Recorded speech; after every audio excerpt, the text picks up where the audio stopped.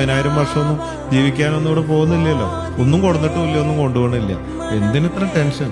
ഉള്ളത് കൊണ്ട് ഉള്ളത് അടിപൊളിയായിട്ട് ഹാപ്പി ആയിട്ട് ജീവിക്കുക, ടെൻഷൻ അടിച്ച് ചാവാതെ ഹാപ്പി ആയിട്ട് ജീവിക്കുക. That's all. ആ ഒരു അറിവാണ് നമുക്ക് വേണ്ടത്, വേറെ ഒന്നും വേണ്ട. ബാക്കിയൊക്കെ കണ്ട് നടക്കും.